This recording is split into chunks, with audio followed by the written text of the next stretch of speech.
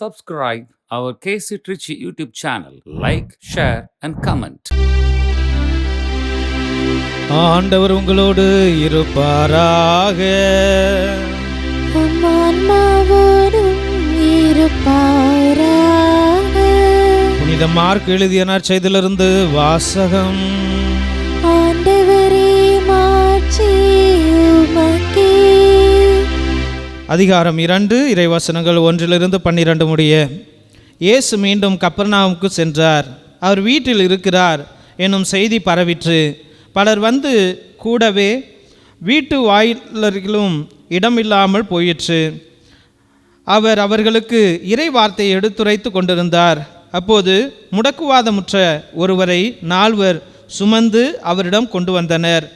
மக்கள் திரண்டிருந்த காரணத்தினால் அவரை இயேசுவுக்கு முன் கொண்டு வர இயலவில்லை. எனவே அவர் இருந்த இடத்திற்கு மேலே வீட்டின் கூரையை உடைத்து திறப்பு உண்டாக்கி முடக்குவாதமுற்றவரை படுக்கையோடு கீழே இறக்கினர். இயேசு அவர்களுடைய நம்பிக்கையை கண்டு முடக்குவாதமுற்றவரிடம், மகனே, உன் பாவங்கள் மன்னிக்கப்பட்டன என்றார். அங்கே அமர்ந்திருந்த மறைநூல் அறிஞர் சிலர், இவன் ஏன் இப்படி பேசுகிறான்? இவன் கடவுளை பழிக்கிறான். கடவுள் ஒருவரே அன்றி பாவங்களை மன்னிக்க யாரால் இயலும் என உள்ளத்தில் எண்ணிக்கொண்டிருந்தனர். உடனே அவர்கள் தமக்குள் இவ்வாறு எண்ணுவதை இயேசு தம்முள் உணர்ந்து அவர்களை நோக்கி, உங்கள் உள்ளங்களில் இவ்வாறு எண்ணுவது ஏன்?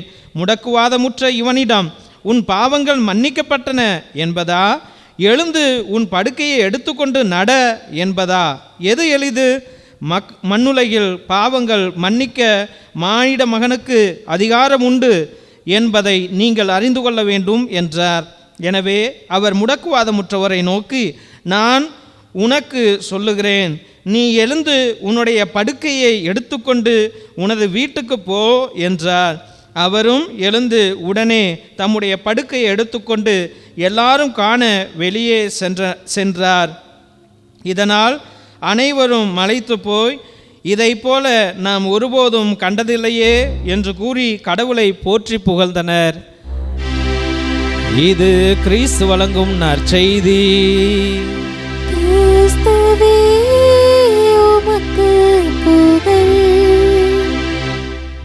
இயேசுவில் அன்பார்ந்த சகோதர சகோதரிகளே, இன்றைய நாள் ஒரு அருமையான சுவிசேஷத்தை கொடுக்கின்ற நாளாக அமைந்திருக்கின்றது. ஒருவன் படுத்த படுக்கையில் இருக்கின்றான், முடக்குவாதத்தோடு இருக்கின்றான், எழுந்து நடக்க முடியாமல் இருக்கின்றான். அவனுக்கு ஆதரவு இருந்தாலும் அவனுக்குள்ளாய் பயங்கர போராட்டங்கள். அந்த வேளையிலே 4 மனிதர்கள் வருகிறார்கள். இயேசு என்பவர் இருக்கின்றார், அவரை நாம் சந்திக்க போவோம் என்று சொல்லுகையில் தெய்வ பிள்ளைகளை அவர் நம்பிக்கை கொள்ளுகின்றார். யார் மேலே நம்பிக்கை வைக்கின்றார்? நண்பர்கள் சொன்னவர்களின் மீது. நண்பர்கள் யாரை பற்றி சொன்னார்கள்? இயேசுவை பற்றி சொன்னார்கள். அப்போ அங்கு சென்றால் எனக்கு சுகம் உண்டாகும், எனக்கு நலம் கிடைச்சணும் என்ற விசுவாசத்தோடு, ஒரு நம்பிக்கையோடு, ஒரு எதிர்பார்ப்போடு அந்த மனிதன் சொல்லுகின்றான். அப்போ அதே சுகத்தையும் வரத்தையும் ஆண்டவர் கொடுப்பார், இயேசு ராஜாவால் முடியும் என்று அந்த 4 பேரும் கூட சொல்லுகின்றார்கள். தெய்வ பிள்ளைகளே, நம்பிக்கை எதிர்நோக்கு படகிலே அசைந்தாடி கொண்டு செல்லுகின்றது. அங்கு சென்றவுடன் கூரையை பீத்து அங்கு உள்ளே இறக்கிய பிற்பாடு ஒரு வார்த்தை மொழிக்கப்படுகிறது, உன் பாவங்கள் மன்னிக்கப்பட்டன. உன் பாவங்கள் மன்னிக்கப்பட்டன. ரொம்ப கவனமாக நம்ம கேட்கணும் தெய்வ பிள்ளைகளை. உன் பாவங்கள் மன்னிக்கப்பட்டன. அப்போ அந்த மனிதனை படுக்க வைத்திருப்பது அவனுடைய உடல் பலகீனமா, இல்லை பாவத்தின் தண்டனையா? நல்லா யோசிக்கிறோம் பார்த்தீங்களா? ஐயோ, அவனை படுக்க வைத்திருப்பது அவன் உடலின் பலகீனமா, இல்லை பாவத்தின் தண்டனையா? இன்னைக்கு எத்தனையோ பிள்ளைங்க நம்ம பாவத்தின் நிமித்தமே, நம்ம செஞ்ச துரோகத்தின் நிமித்தமே, நம்ம செஞ்ச ஏமாற்றத்தின் நிமித்தமே நம்ம இன்னைக்கு அனாதையாக கிடக்கிறோம், நோயில் கிடக்கிறோம், தண்டனைக்கு உள்ளாகி கிடக்கின்றோம். நம்ம அடுத்தவர்கள் என்ன போடுகின்றோமோ அதுதான் நமக்கு கிடைக்கும். அது பல்மடங்காக கிடைக்கும். நீ 1 ரூபா ஒரு ஏழைக்கு கொடுத்தினா 100 ரூபாயாக ஆண்டவர் கொடுப்பார். அதே 1 ரூபாயை அவனிடமிருந்து எடுத்துக்கொண்டால் 100 ரூபா ஒன்றேந்து எடுக்கப்படும் என்பதை ஆண்டவர் விவரிக்கின்றார். தெய்வ பிள்ளைகளே, இன்னைக்கு எத்தனையோ பேர் பாவ மூட்டையை சுமந்துக்கிட்டு இருக்கிறீங்க, அதை இறக்கி வைக்கவே முடியலை, பலகீனத்தில் உளுந்து கிடக்கிறீங்க, பலகீனத்தில் செத்து கொண்டு இருக்கிறீர்கள். உங்களால் அந்த குடி பழக்கத்திலிருந்தும் அந்த மோக பழக்கத்திலிருந்தும் காம பழக்கத்திலிருந்தும் உங்களால் வெளிவர முடியலை. இன்னைக்கு எத்தனையோ பிள்ளைகள் புதிதாக புதுசாக பாவத்திற்குள்ளாய் விழுகிறார்கள். என்ன பாவம் என்று தேடி தேடி சென்று விழுகிறார்கள். இதுதான் எனக்கு நிம்மதி கொடுக்கும், இதுதான் எனக்கு சந்தோஷத்தை கொடுக்கும் என்று நினைக்கின்றோம். ஆனால் இன்னைக்கு 20 வயசு பையன், 25 வயசு பிள்ளைங்க இன்னைக்கு பயங்கர வியாதியிலையும், கர்ப்பப்பையில் கேன்சரு, ஹார்ட்டில் கேன்சரு, ஹார்ட் அட்டாக்கு, சுகர் என்று வந்து கிடக்கிறார்கள். ஆரோக்கியமும் சுகாதாரமும் இந்த உலகத்தில் இல்லாமல் போய் கொண்டிருக்கிறது பிள்ளைகளை. இன்னைக்கு சின்ன சின்ன பசங்க கூட கஞ்சா பழக்கத்திலையும் போதையிலையும் விழுந்து கிடக்கிறாங்க. இன்னைக்கு அவர்களையெல்லாம் காப்பாற்றுவது யார்? அவர்களுக்கு புத்தி சொன்னால் கூட ஏற்றுக்கொள்கிற மனத்தன்மை இல்லை, அவர்களுக்கு புரிந்து கொள்கிற மனத்தன்மை இல்லை. தெய்வ பிள்ளைகளே, அன்னைக்கு 4 பேர் அந்த முடக்குவாதமுற்றவரை தூக்கி கொண்டு இயேசுவிடம் செல்வதற்கு 4 பேர் தயாராக இருந்தார்கள். இன்னைக்கு உன் குடும்பத்தை தூக்குவதற்கு யார் இருக்கின்றார்? உன் பிள்ளைகளை வழிநடத்த யார் இருக்கின்றார்? உன் பிள்ளைகளை காப்பாற்ற யார் இருக்கின்றார்? தனி போர் என்று நீ ஒவ்வொரு மனிதனும் ஒவ்வொரு குடும்பமும் இன்னைக்கு தனியாக தான் போராடி கொண்டிருக்கின்றார். ஐயோ எனக்கு உதவுவார் யாராவது வருவார்களா? ஐயோ எனக்கு உதவி கொஞ்சம் காசு கொடுத்து என்னை உயர்த்துவதற்கு யாராவது, ஐயோ படிக்கிறதற்கு எனக்கு உதவுவதற்கு யாராவது வருவார்களா என்று ஏங்குகிற பிள்ளைகள்.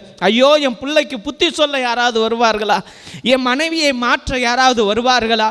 என் கணவனை மாற்ற யாராவது வருவார்களா என்று யாரையோ நோக்கி தேடிக்கொண்டிருக்கின்றோம். அந்த மனிதர்கள் அனைவரும் முடக்குவாதம் முற்றவனும் சரி 4 பேரும் சரி இயேசுவை நோக்கி சென்றார்கள். தெய்வ பிள்ளைகளே, இன்னைக்கு கிறிஸ்தவ குடும்பங்கள் இயேசுவை நோக்கி செல்வது இல்லை. சொன்னால் ஏற்றுக்கொள்கிற மனத்தன்மை இல்லை. இப்போ நான் சொன்னேன், நீ திருந்துற போறியா? திருந்த மாட்டேன். இன்றைக்கி எனக்கு பப்பு தான் முக்கியம், கிளப்பு தான் முக்கியம், எனக்கு சினிமா தியேட்டர் தான் முக்கியம், எனக்கு லவ் தான் முக்கியம், எனக்கு குடி தான் முக்கியம் என்று சென்று கொண்டு தான் இருப்பாய். எனக்கு பணம் தான் முக்கியம் என்று சென்று கொண்டு தான் இருப்பாய். நீ மாறப்போகிறாயா? மாறமாட்ட. ஆனால் இயேசு எனக்கு என்ன சொல்லியிருக்கிறார்? நீ போதி, மாறுகிறவன் மாறுவான், மாறாவிட்டால் நான் பார்த்து கொள்கிறேன். அவனுக்கு தான் பாவம் என்ற மூட்டையை கொடுத்திருக்கிறேன் அல்லவா, அந்த பாவம் உன்னை படுக்க வைக்கும் அல்லவா என்று சொல்லுகின்றார். தெய்வ பிள்ளைகளே, இயேசு ராஜா கருணை கொண்டார். முதல்ல அவனுக்கு வான் வீட்டிலும் சரி மண்ணுலகிலும் சரி வாழ்வதற்கு தடையாக இருந்தது அவனுடைய பாவங்கள். இன்னைக்கு உன்னையும் வான் வீட்டிற்கும் சரி மண்ணுலகிலும் சரி நீ அனுபவிக்கின்ற கஷ்டத்திற்கு காரணம் உன் பாவங்களே. உன் பாவங்களுக்காக ஆண்டவரோட மன்னிப்புக்கள், உருக்கமாக மன்னிப்புக்கள். இந்த உடல் தேவனுடைய ஆலயம். இந்த உடலுக்குள்ளாய் தேவனை ஏற்றுக்கொள். தெய்வ பிள்ளைகளே, இந்த உடல் பரிசுத்தமானது, அதை நீ கரைப்படுத்தாதே. நீ குடித்தும் இல்லை காமத்தில் விழுந்து அந்த உடலை கரைப்படுத்தாதே. அது உன்னுடைய உடல் அல்ல. ஆண்டவர் மண்ணுலகிலே தேவனாகிய கர்த்தர் உன்னை ஜீவிக்க வைக்கும் பொழுது தன்னுடைய சுவாசத்தை ஊதி அவர் உன்னை பலப்படுத்துகின்றார், உனக்கு உயிர் மூச்சை கொடுக்கின்றார். அப்ப இதற்குள்ளா இருப்பது யாருடைய சுவாசம், யாருடைய ஜீவன்? தேவனுடைய ஜீவன். அந்த ஜீவன் உன்னை சார்ந்தது அல்ல, அது தேவனை சார்ந்தது. அப்ப அவருடைய ப்ராப்பர்ட்டியை நீ எப்படி மிஸ்யூஸ் பண்ண முடியும்? அவருடைய ப்ராப்பர்ட்டியை நீ யூஸ் பண்ணலாம், ஆனால் மிஸ்யூஸ் பண்ணாதே, அதை அழித்து விடாதே, அதை நரகத்திற்குள்ளாய் தள்ளி விடாதே. தெய்வ பிள்ளைகளே, உன்னுடைய உடலை நீ பரிசுத்தமாக பார்த்து கொள்ள வேண்டும் என்று தான் ஆண்டவர் இன்று விரும்புகின்றார். இந்த உடலை வைத்து தான் நாம் பாவ குழிக்குள்ளாய் விழுந்து கிடக்கின்றோம். இந்த உடலை வைத்து தான், இந்த உடலுக்கு தேவையானதை சம்பாதிக்கணும் தான் நாம் பாவத்தை மூட்டையாக கட்டி கொண்டிருக்கின்றோம். அதனால் தெய்வ பிள்ளைகளே, இந்த உடலை தேவன் படைத்தார். இந்த உடல் பரிசுத்தமானது, இந்த உடல் உன்னதமானது, இந்த உடல் தேவனுக்குரியது. அதனால் உன்னுடைய உடலை நீ காத்துக்கொள்ள, உன் உடலை அழித்து கொண்டிருக்கிற பாவ கரைகளை அழித்து நீ தேவனுடைய பிள்ளையாக மாற இயேசுவை நோக்கி பிரயாணம் செய்வோம். ஆமென். கண்களை மூடி செபிப்போம். என் நேச பிதாவே, அந்நாளிலே முடக்குவாதமுற்ற மனிதன் சுவாமி, அப்பா எனக்கு யாராவது உதவுவார்களா, என் வாழ்க்கை யாராவது மாற்றுவார்களா என்று எதிர்நோக்குகையில 4 பேர் ஓடி வந்து உதவி செய்ய முன் வந்தார்கள் சுவாமி. அந்த 4 பேரும் அந்த மனிதன்கிட்ட சொல்வது, நம்பிக்கை கொள், ஒரு மனிதர் இருக்கின்றார், அவர் மீட்பை கொடுப்பார், அவர் விடுதலையை கொடுப்பார், அவர் சுகத்தை கொடுப்பார் என்று சொன்னார்கள் சுவாமி. இந்த மனிதனும் அந்த படுக்கையில படுத்துக்கிட்டு நம்பிக்கை கொண்டான், ஆண்டவரே என் தேவன் என்னை தொடுவார் என்று நம்பி ஓடி வந்தான் சுவாமி. அதே போல இன்னைக்கு எத்தனையோ பேர் முடக்குவாதமற்று படுக்கையில கிடந்து கொண்டு, ஐயோ என்னால வாழ முடியலையே, எனக்கு கஷ்டமா இருக்குதே, எனக்கு உதவுவார் யாரும் இல்லையா, என்னுடைய நோயை தீர்ப்பார் யாரும் இல்லையா, என் கடனை தீர்ப்பார் யாரும் இல்லையா, என் குடும்ப பிரச்சனையை தீர்ப்பார் யாரும் இல்லையா, என் குடும்பத்திற்கு சமாதானத்தை கொடுப்பார் யாரும் இல்லையா, என் வாழ்க்கையை மாற்றுவார் யாரும் இல்லையா என்று கண்ணீரோடு இருக்கிறார்கள் சுவாமி. எனக்கு உதவுவார் யாரும் இல்லையா ஆண்டவரே, என் வாழ்க்கையை மாற்ற யாரும் அல்லப்பா, துணை நிற்கல சுவாமி, எல்லாரும் கைவிட்டு விட்டார்களே ஆண்டவரே என்று கதறுகிற உன் பிள்ளைகளை கண்ணோக்கும்படியாக ஜெபிக்கிறோம் ஐயா. ஏசப்பா, இந்த குடும்பத்தில் நீர் ஆண்டவரே இறங்கி வரும்படியாக ஜெபிக்கிறோம் ஐயா. இந்த பிள்ளைகள் தெரிந்தோ தெரியாமலோ அறிந்தோ அறியாமலோ செய்த எல்லா பாவங்களையும் பாவ மூட்டைகளையும் நம்முடைய பரிசுத்த கல்வாரி திரு ரத்தம் கழுவட்டும் ஆண்டவரே. இந்த பிள்ளைகளுக்கு விடுதலையை கொடுங்க ஆண்டவரே.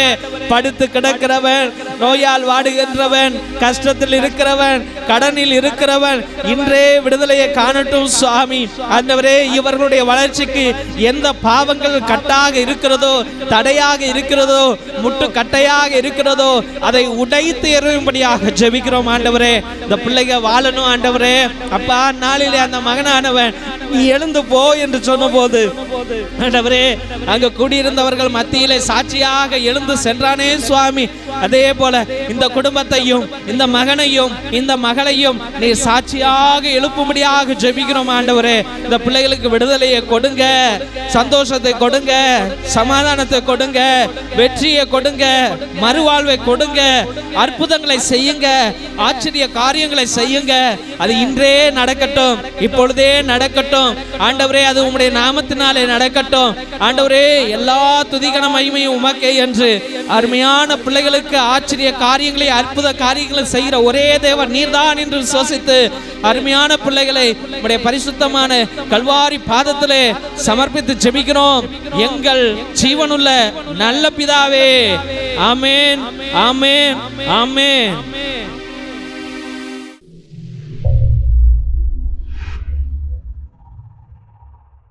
Subscribe our KC Trichy YouTube channel. Like, share and comment.